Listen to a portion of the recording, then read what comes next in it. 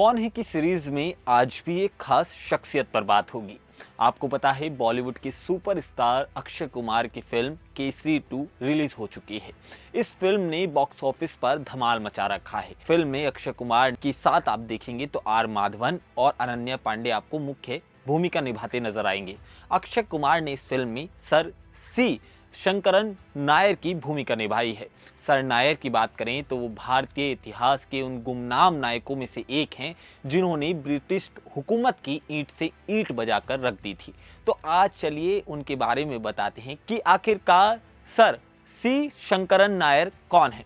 आपको बता दें केसरी 2 में अक्षय कुमार ने मशहूर वकील जो हैं सर शंकरन नायर की भूमिका निभाई है। सर नायर की बात करें तो उनका जन्म 1857 में केरल के मनकरा गांव में एक कुलीन परिवार में हुआ था। नायर ने अपनी जो शिक्षा थी शुरुआती अपने गृह नगर जो था उनका वहां से एक अंग्रेजी स्कूल से की थी। स्कूली शिक्षा के बाद उन्होंने जो मद्रास की प्रेसिडेंसी कॉलेज था वहां पर दाखिला लिया और लॉ की डिग्री हासिल करने के बाद नायर ने साल 1880 में मद्रास हाई कोर्ट में अपनी प्रैक्टिस को शुरू कर दिया था। साल 1897 की बात है जब नायर इंडियन नेशनल कांग्रेस के जो अमरावती अधिवेशन में प्रेसिडेंट चुने गए, लेकिन इसके बाद जातिगत भेदभाव और इसके साथ ही परेशान होकर नायर ने प्रेसिडेंसी को छोड़ दिया था। इसके बाद नायर को साल 1908 में मद्रास हाई कोर्ट का परमानेंट जज बनाया गया। ये एक बहुत बड़ी उपलब्धि थी जिसके बाद उन्होंने कभी पीछे मुड़कर नहीं देखा। साल 1912 की बात करें तो ब्रिटिश हुकूमत ने नायर को नाइटहुड की उपाधि से सम्मानित किया। और सर नायर की बात करें तो जब तक पहले से उपाधि से पहले उन्हें नायर कह के संबोधित किया जाता था, इसके बाद उनके नाम के आगे सर लग गया और वो सर नायर कहलाने लगे।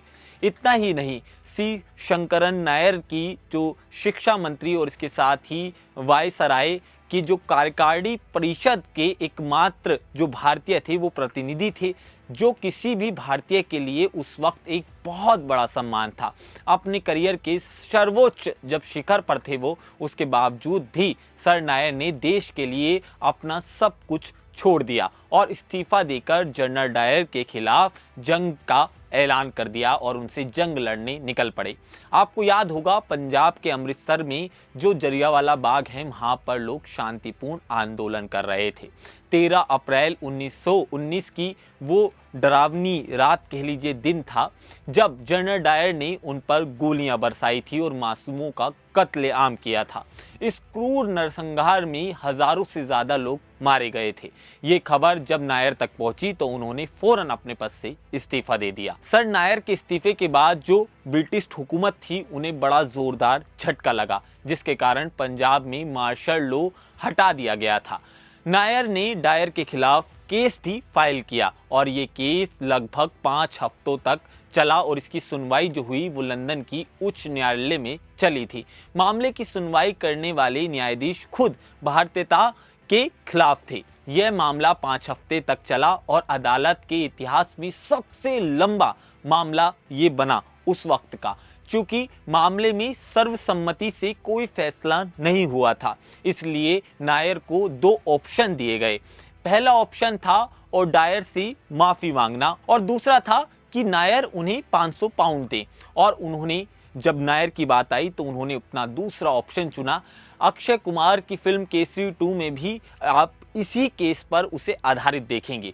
हालांकि ये मामला CS नायर के पक्ष में नहीं था, लेकिन हत्याकांड को देखने के लिए और उसके लिहाज से बात करें तो असल में देखा जाता है कि हर लड़ाई जीतने के लिए नहीं लड़ी जाती और इस पूरी लड़ाई का असर भी देखने को मिला था।